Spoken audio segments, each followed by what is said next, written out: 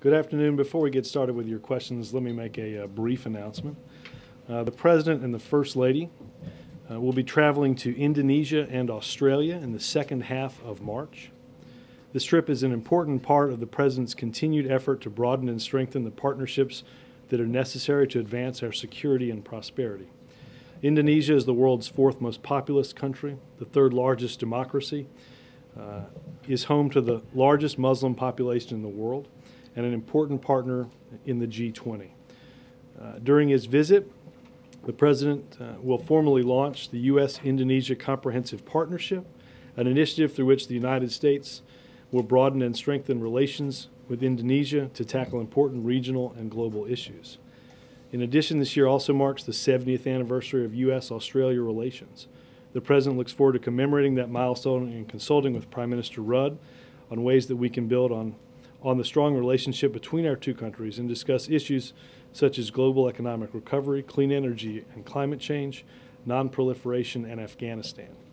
En route to Asia, the President will visit Guam, where he will speak with U.S. service members on the island. We'll have more specific dates for you shortly after they are completely done with the pre-advance. Or after the NCAA brackets are I know that is weighing heavily on many traveling members' minds, and we will seek to plan accordingly. Childhood hunts. I anticipate that will likely be one of the stops. The whole family coming? Yes. Coincides with spring vacation? Likely, yes. Any plan for India trip? Okay, back. Not on this trip. Speaking of numbers, the budget. It's hard to avoid a headline out of this budget that the deficit's going to hit another record this year. Next year, if Congress approves and the projections that are in the budget come true, the budget deficit will be back to basically what it was when the President took office. Right. Has he chosen the need to fight the recession, to create jobs, as a higher priority than fighting the deficit? In the short term, absolutely. We have to get our economy moving again, because one of the reasons that we've seen the budget deficit grow is that the economy has slowed down. We all know of the extraordinary measures that had to be put in place in order to jumpstart the economy, and we've seen some of the impacts of that as recently as Friday with increased numbers in economic growth. The President, as you heard in the State of the Union and throughout the first year, discussed the need and the necessity to get that economy moving again, and then to transition to address our mid and long-term fiscal challenges. I think many of the proposals that the President outlines in here, we have discussed the non-security discretionary spending freeze. The President has supported, and Congress thankfully passed last week, a reinstitution of, I think, very simple common sense rules that for pay-as-you-go, that if we're going to spend money, we're going to have to pay for it. Rules that were absent for a decent part of the last decade, in which we saw deficits and debt skyrocket. His rhetoric, the words he chose today, talking about how we got to stop spending money like it's monopoly money and deficits matter and all that.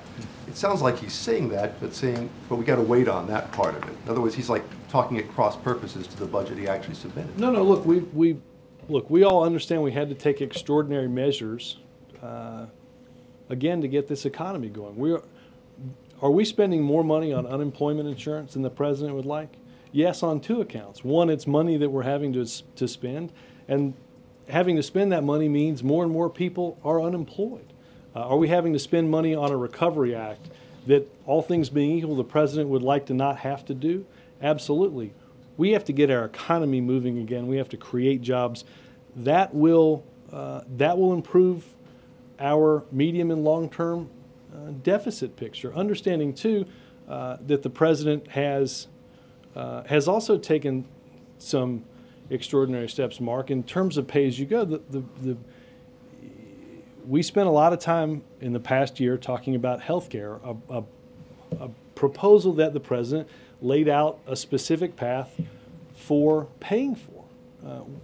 We are where we are today,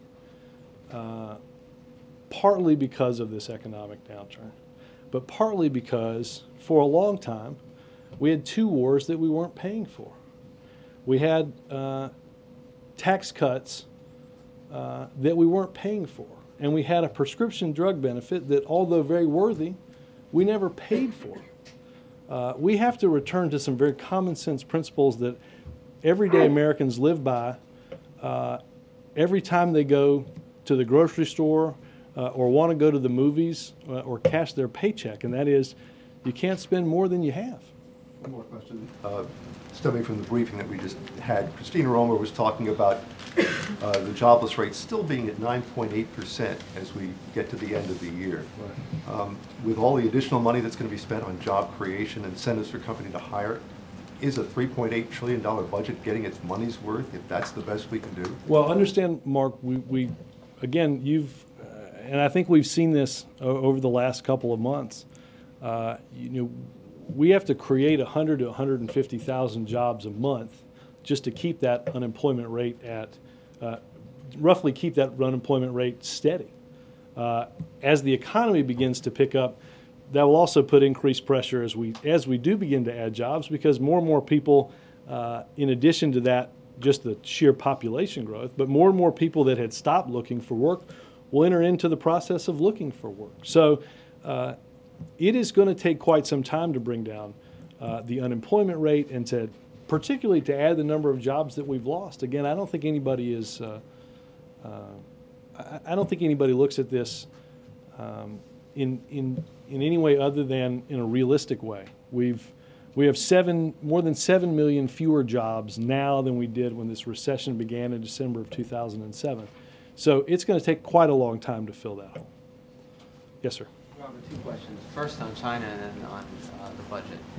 What's the White House's reaction to China's reaction to the decision to sell arms to Taiwan? Are you concerned about it? Are you concerned about how or whether this will hurt the U.S.-China relationship? We discussed many of the things that we discussed each and every aspect of our relationship with China when we met in China in November, including arms sales to Taiwan. The president was asked this in a town hall meeting also in front of the Chinese people.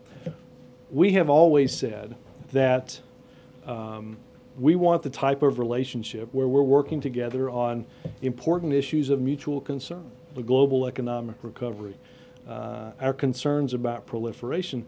But when we have disagreements, we'll do so, we'll voice those disagreements out in the open in public. I think that's the type of relationship we've had with China during this administration, and one that we'll continue to have. Well, they certainly voiced their disagreements. They're threatening to impose sanctions on U.S. companies. Is that something that the White House is concerned about? Well, again, I don't. I think our reaction to that would not be warranted.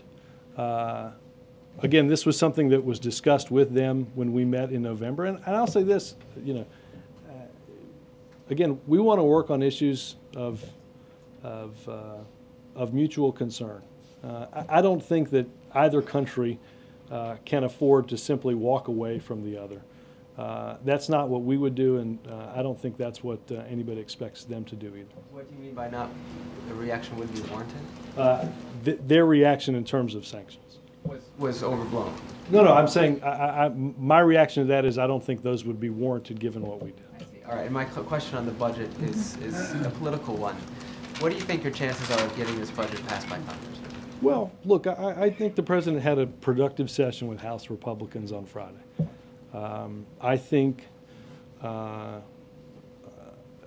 American people expect both political parties to work together to get things moved forward. So we're obviously optimistic that we can get a budget passed.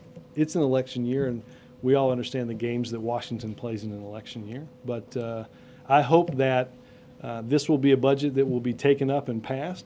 If people have disagreements about the priorities that the president has laid out, I think this is a perfect time for them to roll out and talk about what their proposals are.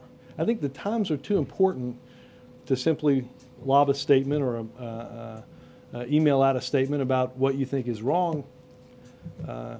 Get into the arena and propose a series of ideas in which you think are better in terms of funding the investments that we need to make to move our economy forward,